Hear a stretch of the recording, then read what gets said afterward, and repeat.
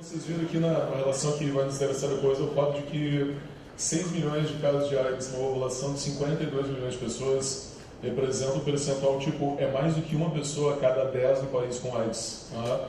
E um outro dado também que é interessante, a penetração da AIDS é tão grande, eu não sei se sabe isso aí, o próprio Mandela perdeu um filho de AIDS. Tá?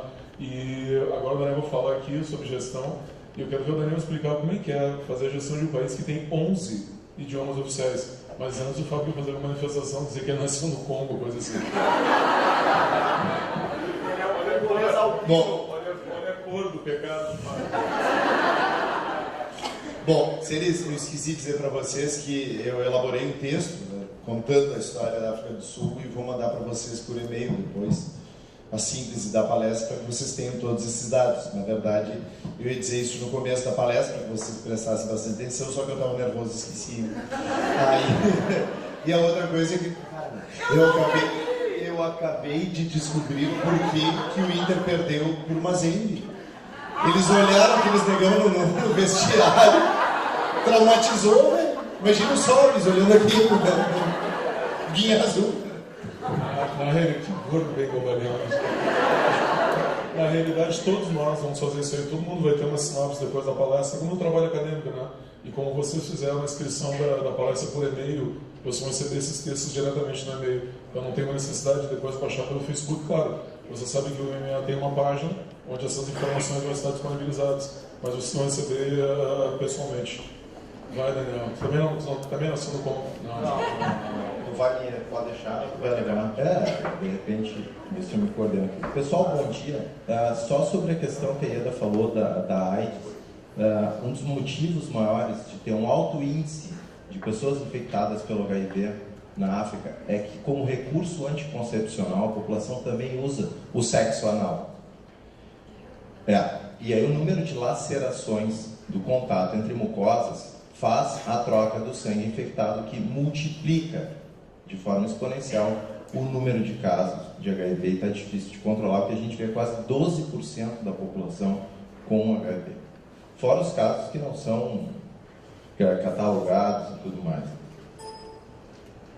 Eu pensei na gente tentar entender o que é um grupo e o que é um líder.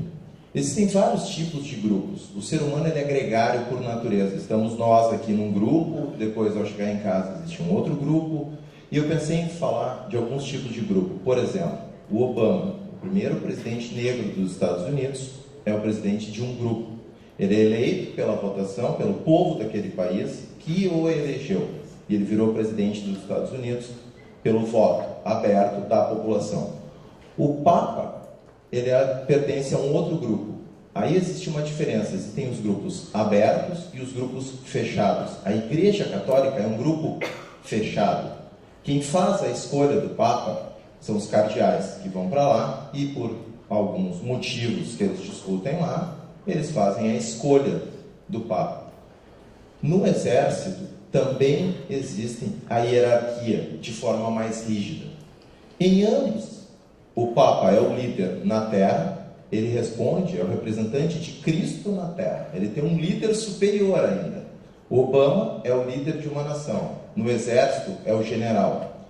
São lideranças criadas dentro de determinados grupos de algumas formas. E existem as lideranças espontâneas, como por exemplo Martin Luther King, que virou líder procurando defender uma causa. E existe a África, e aí a gente chega no Mandela.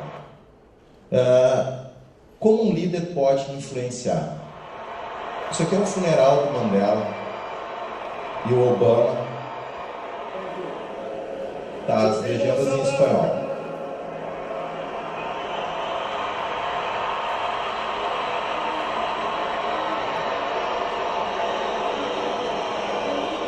People of every race and every walk of life, the world thanks you. Primeira coisa que me chamou a atenção é ele agradecendo a África por compartilhar o Mandela. His struggle was your struggle. His triumph was your triumph. Madiba would emerge as the last great liberator of the 20th century. Like Gandhi, he would lead a resistance movement. a movement that at its start had little prospect for success. Like Dr. King, he would give potent voice to the claims of the oppressed and the moral necessity of racial justice. It's tempting, I think, to remember Nelson Mandela as an icon, smiling and serene, detached from the tawdry affairs of lesser men. But Madiba himself strongly resisted such a lifeless portrait. Isso, prestem atenção que ele vai terminar e eu vou puxar uma frase depois do Mandela em determinado momento. Instead, Madiba insisted on sharing with us his doubts and his fears, his miscalculations, along with his victories. I am not a saint, he said, unless you think of a saint as a sinner who keeps on trying. And he learned the language and the customs of his oppressors so that one day he might better convey to them how their own freedom depends upon his. His Excellency Prime Minister of Denmark and the Crown Prince Frederick is here. O Obama traz uma coisa do Mandela que é a seguinte: ele tentou mostrar o Mandela humano. Que o Mandela se caracterizou por expressar os medos, por dialogar, conversar. E o Obama traz isso. Mas mais do que isso, existia um fenômeno de grupo que me chamou muita atenção dentro. Era o líder negro no funeral do grande líder negro daquele povo. O Obama tinha uma importância também como líder de um grupo na questão racial lá dentro, naquele momento. Eles tinham perdido o grande líder, o cara que permite que o apartheid tenha um início de uma resolução. Pelo que a gente viu com o Fábio Eda, isso está longe de acontecer. O cara que liberta esse povo, que permite que brancos e negros convivam, surge com Mandela, e eles perdem esse cara. Ou seja, há um medo dentro do coletivo.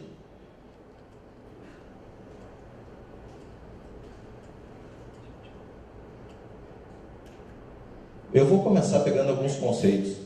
É o seguinte: o Freud, o Mandela usando o esporte, a prisão, o Obama e um show que aconteceu.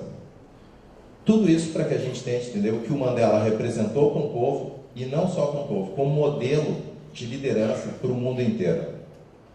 Em 1921, o Freud publica um estudo chamado Mal-Estar na Civilização, em que ele percebe que existem lideranças surgindo na Europa e que essas lideranças não são tão legais e que elas estão influenciando a população. Lideranças, né? O Fábio olhou, só gente fina nesse slide, né? Hitler, Mussolini, só gente boa.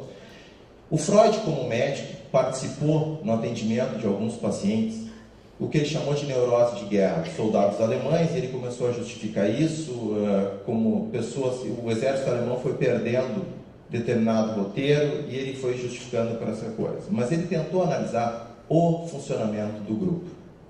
Que aquelas pessoas acreditavam num líder. E aí o grupo passa a ter uma determinada característica. E a característica do grupo é funcionar de forma irracional em determinado momento. As pessoas, para serem aceitas num grupo, elas passam a querer imitar o comportamento daquele grupo. O cara tímido, retraído, dentro de um grupo, ele muda as suas características. O líder passa a ser visto como uma função carinhosa. Existe, e o Freud traz o conceito do Platão de Eros, do amor, como uma energia. E mais do que isso, as pessoas se espelham no grande líder. Quando isso acontece, quando essa sinergia acontece, há um movimento muito forte de ir junto com a liderança. Logo, o povo alemão sabia que o Hitler não era um cara tão bacana assim, mas gerou-se um movimento dentro da Alemanha de acreditar que ele era o salvador do povo. E isso, quando acontece, pode ir para o lado bom ou para o lado ruim.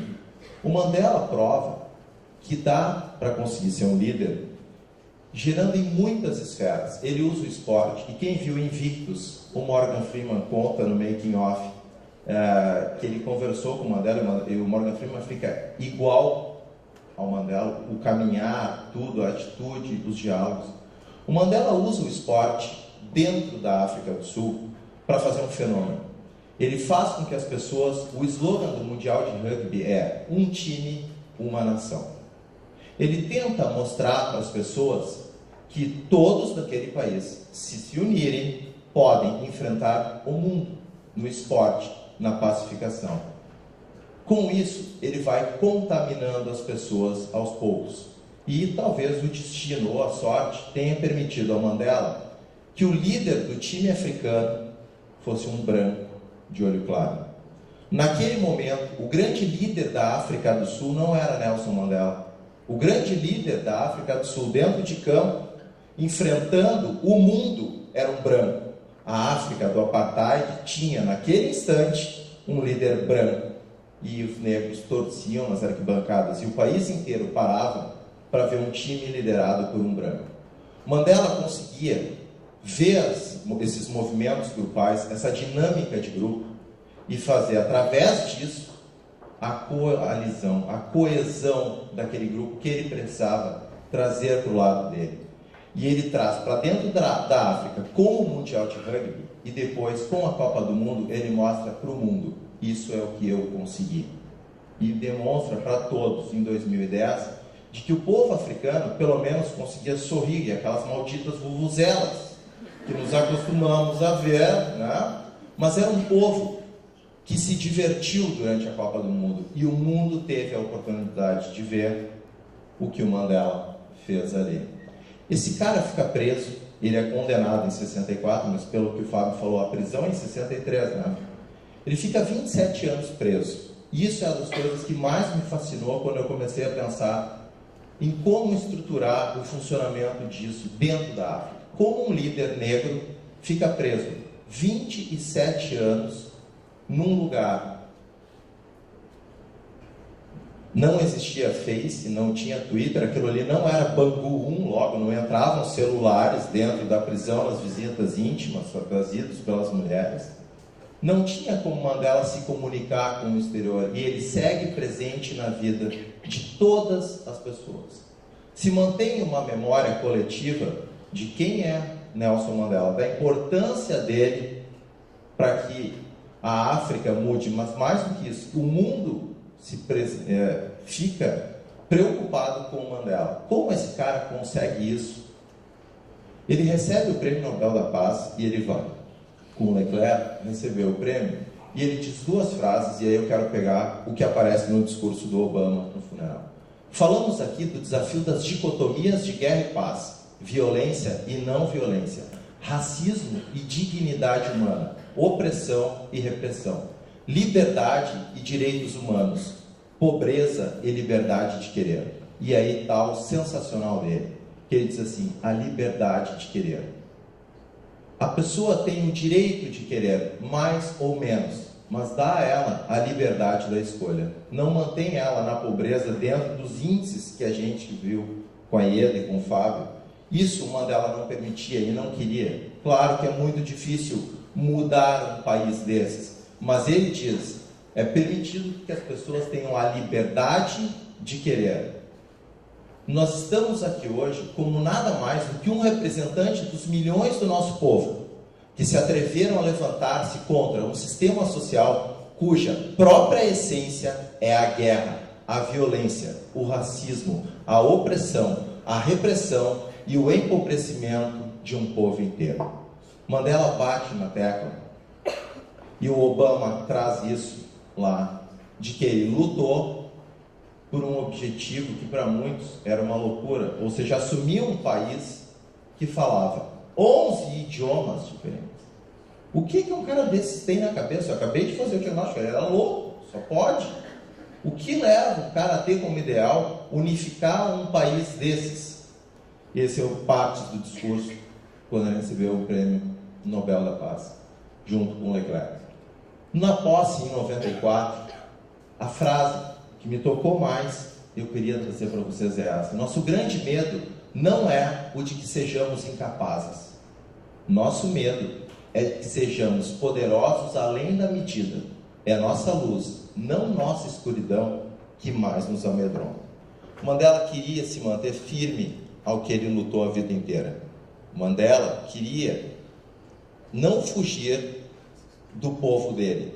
Ele queria ficar linkado com o povo, não fugir. Não, o poder não poderia subir para a cabeça dele e ele esquecer pelo que ele tinha lutado. Ele não poderia. E o Obama traz isso no funeral dele. Isso aqui faziam quase 20 anos. E o Obama diz, Mandela, ou como o Obama chama ele, de Madiba, como ela era chamada dentro da África, traz que o Mandela tinha medo. Ele mostra a figura humana. Mandela não queria ser lembrado como um super-herói. Não. Ele queria ser lembrado como um cara que acreditava na liberdade do povo, de que não existe diferença entre brancos e pretos. Ele usa o esporte para isso. Ele tenta mostrar de uma linguagem que para muitos é quase lúdica, mas ele demonstra para as pessoas, não existe. Nós ganhamos a Copa do Mundo de rugby com um capitão branco.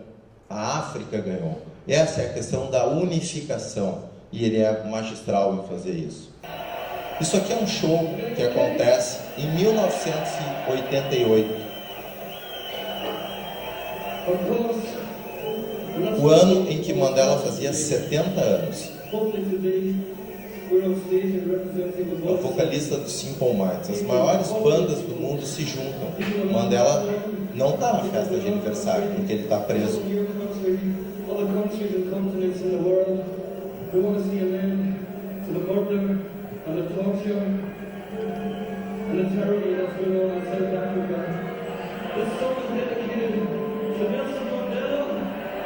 Essa é a parte final do show, em que o Simple Minds, que canta o maior hit, talvez dos anos 80, chamado Mandela Day.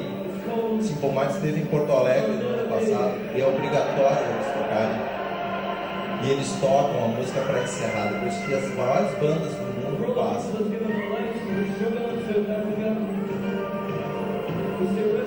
Reparem que o estádio está lotado. Esse festival foi apresentado para o mundo inteiro. Não foi no Ellis Park, não foi no Soccer City. Isso é o estádio Wembley, em Londres. O mundo inteiro presta uma homenagem a Nelson Mandela, preso, e ele não está. A canção fala disso, que há 25 anos se tirou a liberdade do Mandela.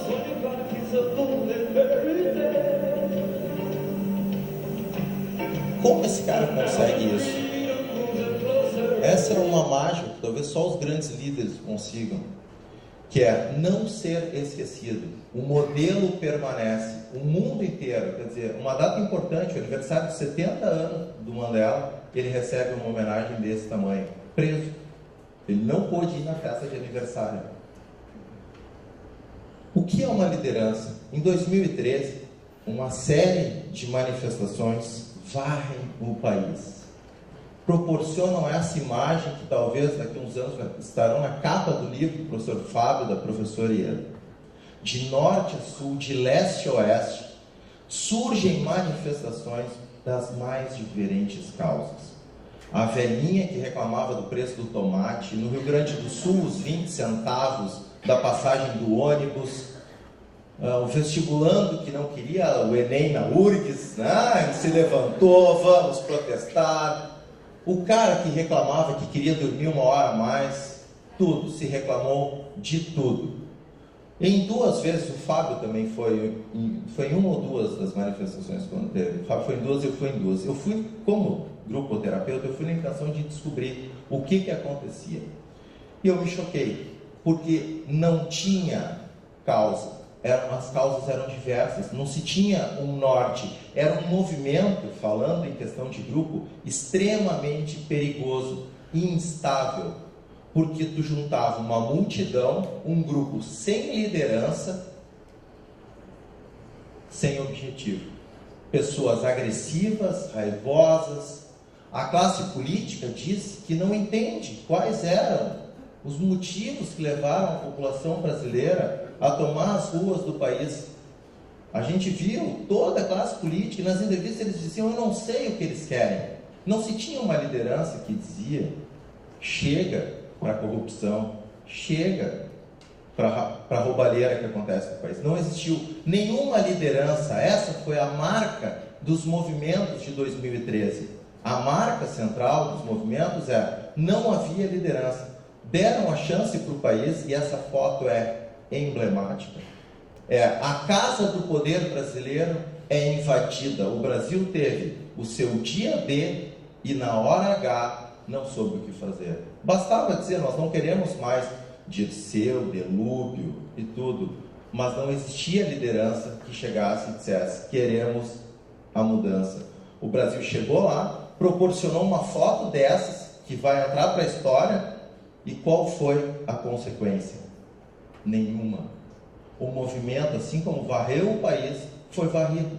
Não existia a grande liderança. Nunca surgiu nenhuma liderança que se levantasse e sinalizasse: isso, nós estamos lutando por dignidade, por educação, por saúde. Não surgiu a liderança.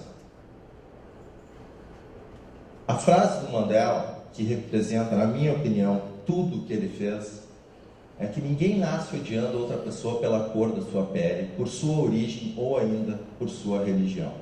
Para odiar, as pessoas precisam aprender. E se podem aprender a odiar, podem ser ensinadas a amar.